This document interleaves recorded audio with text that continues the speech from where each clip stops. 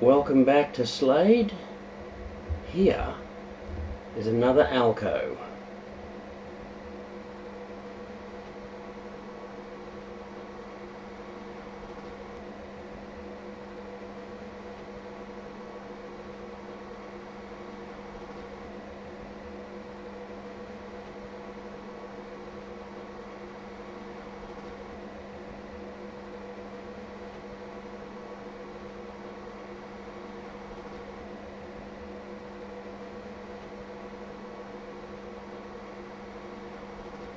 The 44 class.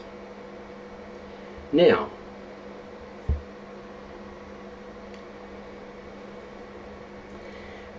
that mesh behind the driver's window on the number 1 end indicates that it is either a Mark 1 or a Mark 2. But the illuminated number boards on the number 2 cab indicate that it is either a Mark II or a Mark III. Therefore we know that this is a 44 class Mark II. This of course is the Trainorama version from their first issue. Now look inside the number 1 end headlight. There's an outer lens, and then what is supposed to be inside there is 2 separate headlights. Trainorama chose to create the illusion by having a second lens inside, painted silver but with 2 clear circles. Now remember that, because that's going to be important when I introduce some other examples of the first issue of the Trainorama 44 class at a later date.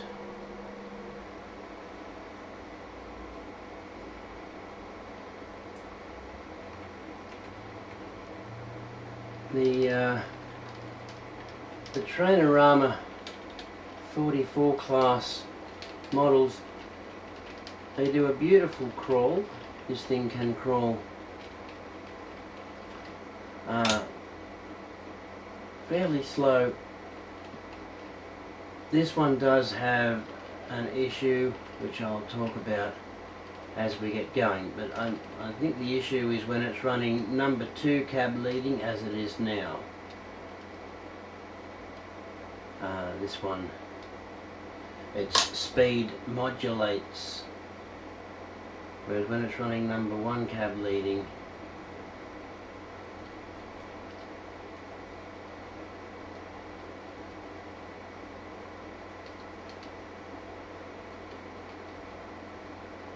a fresh shuffle of the cards, and our first card is the BPV, that's the explosives van. Well, it's already in the shed, so that will go straight back to the bottom of the deck. Okay, that's the MLV. Let's get shunting. Now,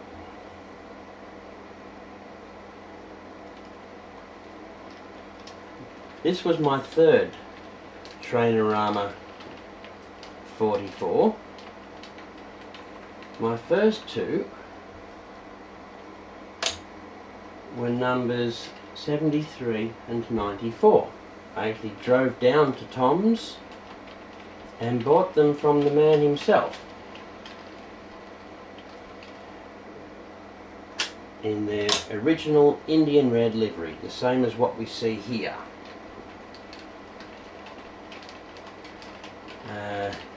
That was around 2010, and they were $250 each.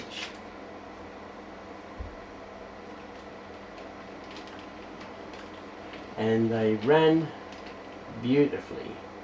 They did everything you could ever hope.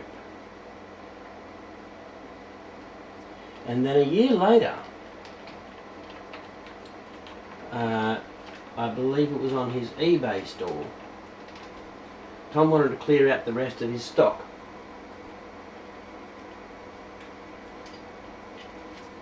So he had reduced them to $150. Okay, so we have our MLV. It's the second van from the locomotive. We need to do that at the earliest opportunity, and now we're going to clear out the shed siding. So I purchased 64. Now it hadn't been packaged in its cartridge correctly, so its body had a twist like a piece of licorice. So at the number one end, the flank of the model was perpendicular, as you would hope for,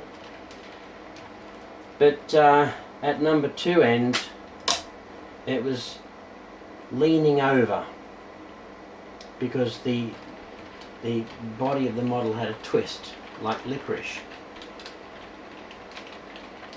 So I thought, all right, it may untwist. In the meantime, I'll just suck it up.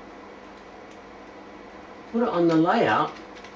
There was this awful clicking sound coming from what looked to be the centre axle of the number two end bogie. That's one of those small true to scale knuckles, and it doesn't like this skewer.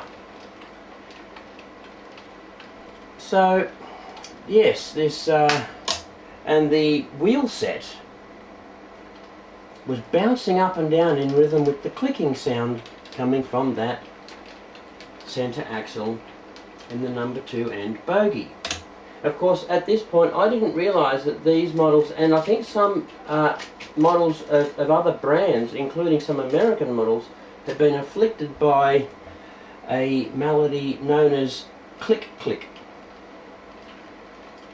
There had been a possibly unforeseen design flaw in the way the axle gears were injected with their plastic to actually produce them, and it created a weak point in the collar of the gear. And it's not a matter of if, it's a matter of when it cracks. So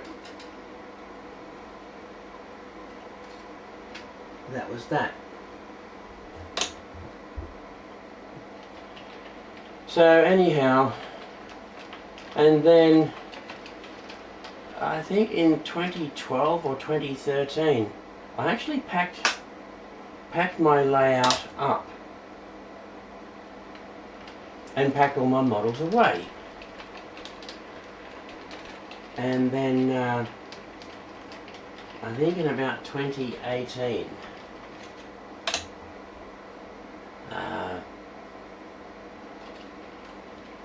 I popped out 4473. I built a small muck around layout, and I discovered that 4473 had click click, but the wheel set wasn't bouncing up and down. It really didn't seem to be too much of a problem. 4494, it didn't just have click click. The leading wheel set on the number one end would no longer hold gauge. So through a point or a double slip, it will simply come off the rails.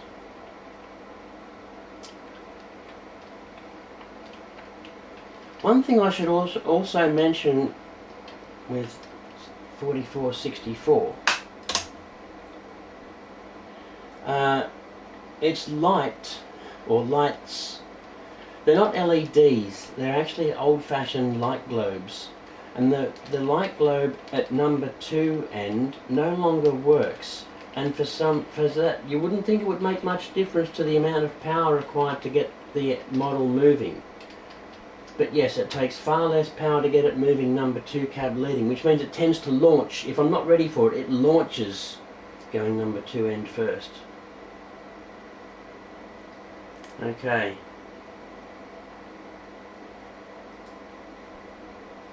The NRY.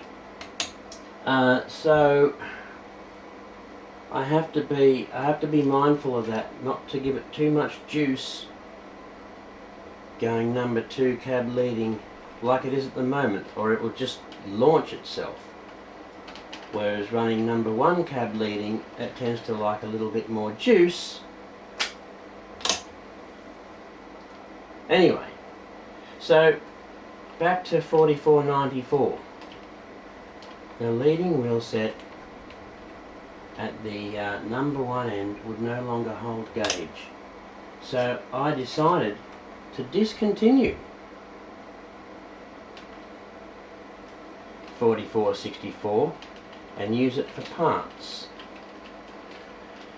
So I put her on her roof very carefully, obviously, and undid the bottom of the number 1 end bogie, and it's not as difficult as people make out. I read somewhere that some person developed a method involving the use of a Stanley knife. No, just a pair of super skinny pliers, such as beading pliers, and you squeeze in those little tabs and you begin prying the bottom off from one end. Anyway, I took an axle set from 64, actually I think I took a couple, and I put them into 94, and 64 was going to be discontinued. So by now I was fully conversant with what click click was, and that at some point Tom's Hobbies was selling replacement wheel sets that had the new improved gear that would not crack. But they were no longer available. He had sold out. What was available on eBay was some third-party aftermarket non-genuine replacement gears. You keep your own wheels, you have to disassemble your wheel sets and then put each axle half into each end of one of these sort of chunky white nylon gears. Okay, our next card is the MRC. And of course that's what I did. I bought a set of those and got 64 on her roof again, because I'm guessing you've been wondering, why does she have a subtle growl when she runs? There's a cute little growl. Well, it's because those rather chunky nylon gears I spoke of, they're a very tight fit within the bogie, and they essentially eliminate the end float, which I find so annoying in wheel sets. This, or you might call it side play. Around 2 millimeters of side play. That's about 8 inches on the real thing. I mean, do real locomotives really have 8 inches of side-to-side play? And that's not including the flange clearance in the track itself. I might need to replace this skewer. Anyway, but it does mean two things. First of all, I was able to get her back on to the rails, and not just as a static model. And you know, on a large layout where you have an engine facility, in Australia we call that loco. Generally, loco is not an abbreviation for locomotive amongst trained drivers. Loco is an abbreviation for loco facility, or locomotive facility. So, and when there are, if you're referring to engines that are in the facility, I think British rail fans would say, oh yes, there was half a dozen 55s on shed. We don't say on shed, we say in loco. Not in the loco, just in loco. Anyway, so If you have a large locomotive facility on a large model railway, yes, if you have some models that have died, or you're waiting for some wheel sets, or something about them is really crap, or maybe it got broken or damaged and one side of your engine looks completely trashed because there's bits missing, but one side of it looks okay, yes, you can have it as a static model sitting in your loco, and it, you know, it enhances the model railway to no end. But I don't have a locomotive facility, and I really wanted to have 64 back on a layout, and here she is. But there is that slight growl, and remember I also mentioned that running number 2 cab leading, she can't do pure crawl because she'll come to a stop because of the those aftermarket nylon gears. Having said that, I will go on to say that she's actually performing better here than I thought she would.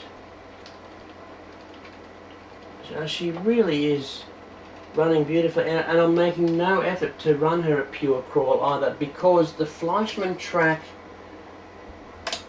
it is a bit wacky, especially on the points. That particular point that those vans are crossing now, if there's going to be a voltage drop on this layout, and I believe there is a voltage drop on that, it's going to be at that point, because I have power injection points at each end.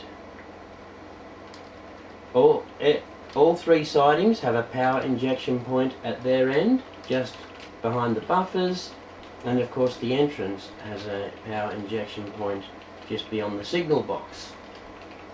So then if there's going to be a voltage drop, it's going to be at that particular point. Oh, this skewer, it must be wearing smooth, and it's no longer doing its job. Anyway, back to my babble about the track. Yes, I do believe there is a slight voltage drop on that point, and I bought all this Fleischmann track in 1995. There's no springy chickens. So, yes. So you're saying, well, tell us more about 44s, 73 and 94. Each of those will make an appearance on this layout in the future, along with 4455, which was from Trainorama's second issue. And there are some subtle differences between the 44s of the first issue and the second issue. They are lovely models. Some people abbreviate the name Trainorama to Traino, because the O is capitalised. The T and the O are capitalised. Trainos, or I've heard T-Rama. But anyway, yes, they're a beautiful model, other than the click. And you might be unlucky to get one that cogs. I'll talk more on that later.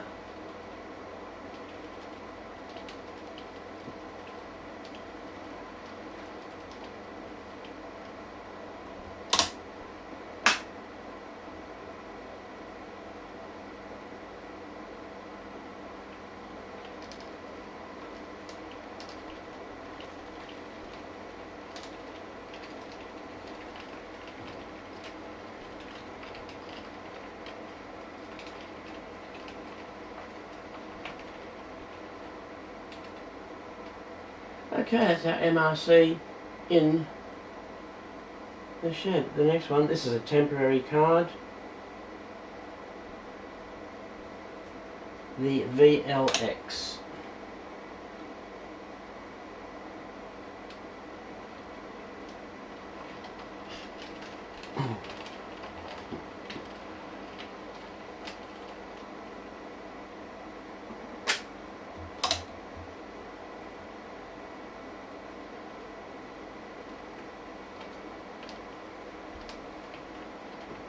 there were 100 of the New South Wales 44 classes manufactured by A.E. Goodwin under licence.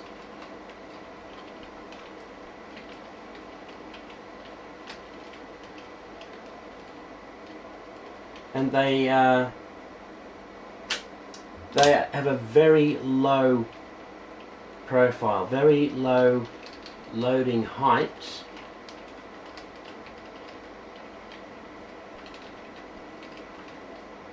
But the standard New South Wales 10-foot width. I think the American loading gauge is 10'3". The Australian loading gauge is 10 foot. The British loading gauge is incredibly skinny. But anyway,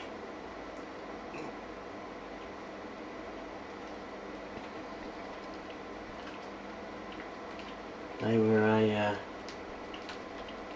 one point they were almost the backbone of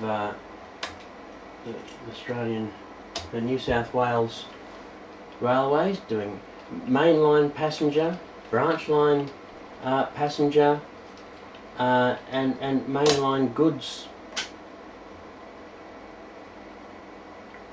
Manufactured in the 50s, the real thing I'm talking about, and there are some still in service to this day under private ownership, and then being leased to mainline duties. And there are also some preserved.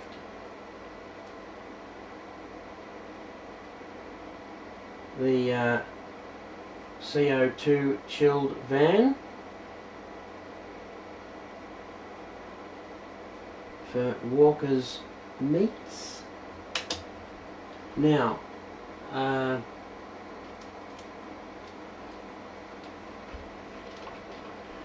I'm vegetarian. I think cows are a beautiful animal, but the reality is that we vegetarians, and then of course along with that is the vegans, we are in a minority. Most people are happy to eat beef, so obviously it's part of real life that there are train wagons that carry beef.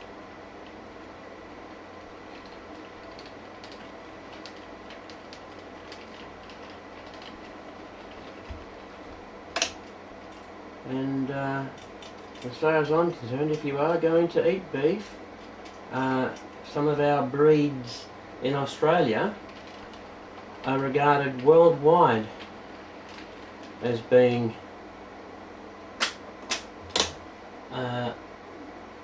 up there with the best that money can buy.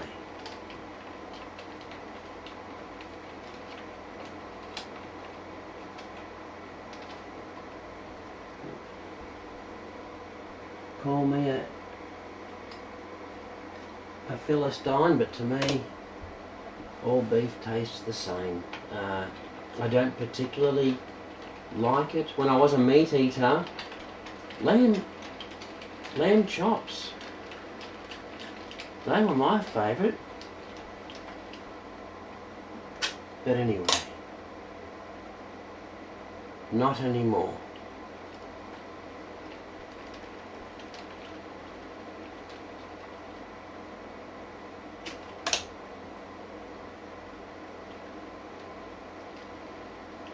So you may have noticed my rather daft looking blue back scene. They're just bits of card I bought from a cheapie shop.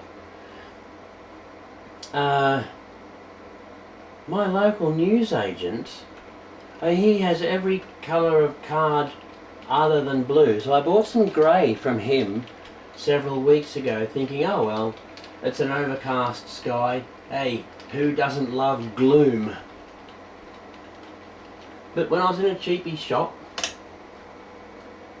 which is just a new branch of an existing chain.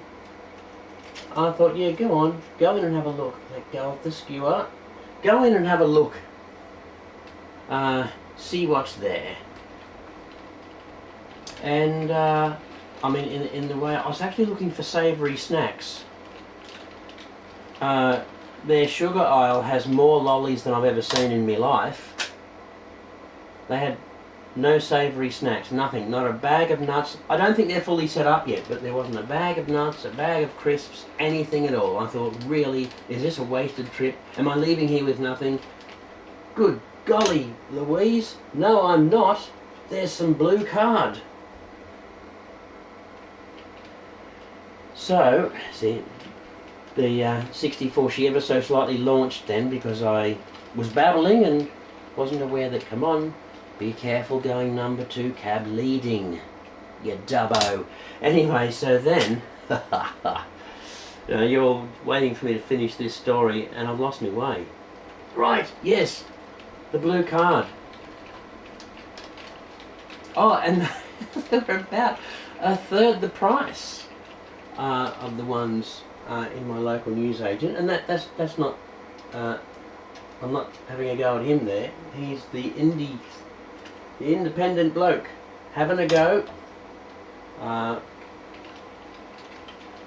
against the big chain that can afford to have their cards for, I think they were $1.50 each, which is a delicious price, really.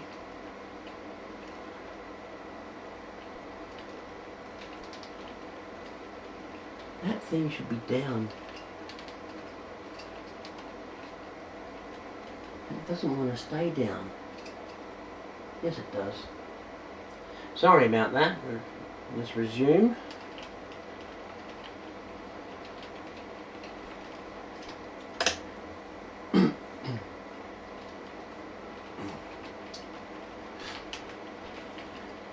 Yes, and my this VicRail VLX that I'm moving out of the way, this was the 1990s version by Trainerama. They did a slightly better version of it in the first few years of this century.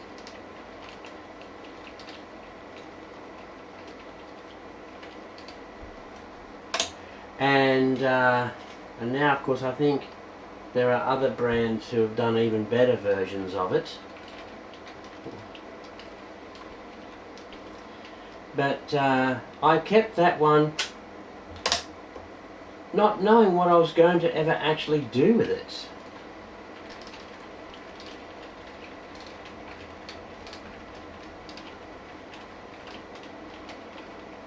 And it's been in its box since 2006. Okay, our next one is the MBC.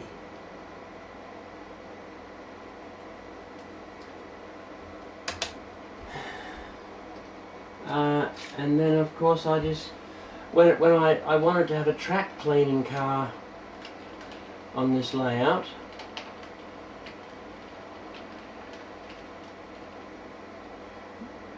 and I quickly discovered that the old Traino VLX is almost the perfect length, but just a bit too narrow. Because obviously the Walther's track cleaner was for a model wagon of the American loading gauge. Anyway,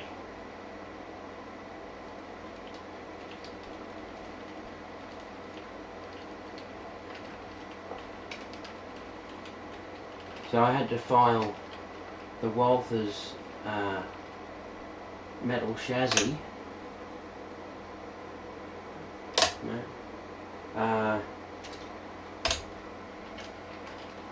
Punched again.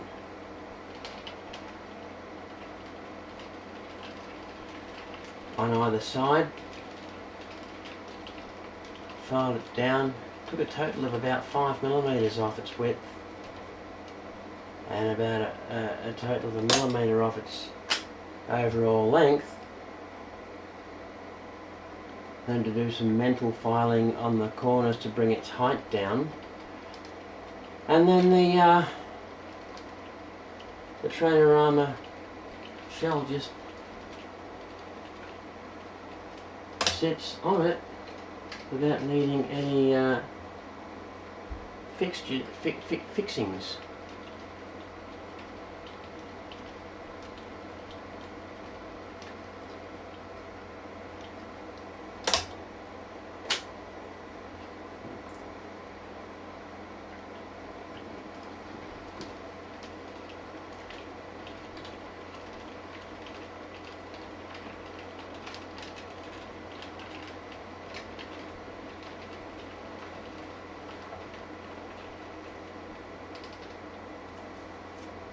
Okay, our last wagon.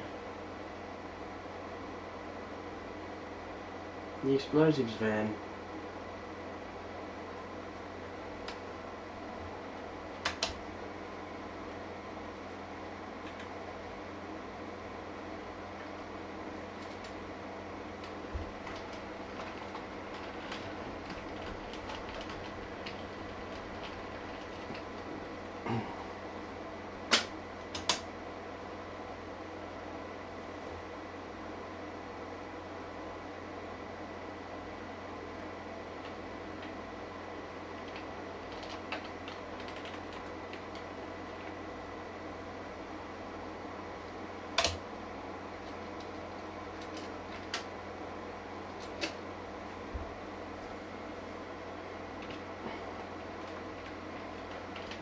I'm pretty sure everything I have on this layout at the moment is still applicable to 1979. In future videos I'll be going outside of reality. I think it's the explosives van that sets the oldest the layout can be, because it was modified from an MRC ice chilled van to becoming an explosives van in 1974. I forget where I read that. And of course my NRY was recoded NRNY in 1980. So right, and so that's the youngest the layout can be.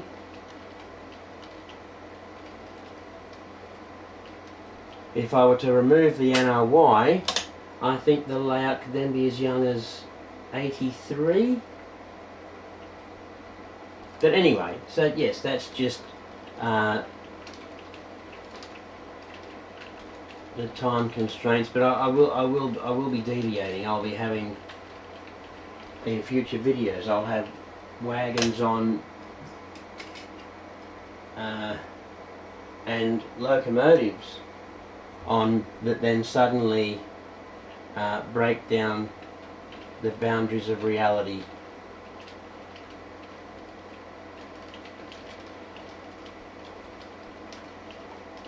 Where there might be a locomotive and a wagon in view at the same time, and though that locomotive and that particular wagon never existed at the same time in reality.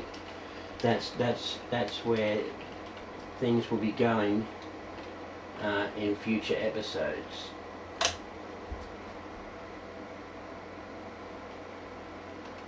But that's the way it is sometimes. If someone was to have the patience and skill to model the original Tay Bridge,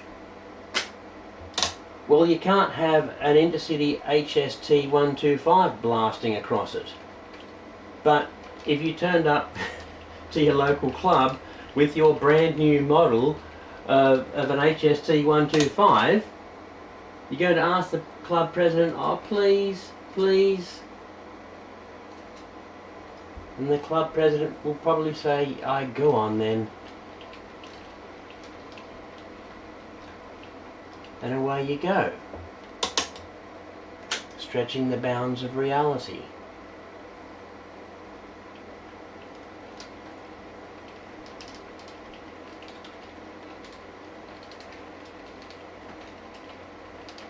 This wasn't actually meant to be a complete running session of all 7 loads, but it's such a pleasure. It really is such a pleasure. And there we have it, all 7 loads.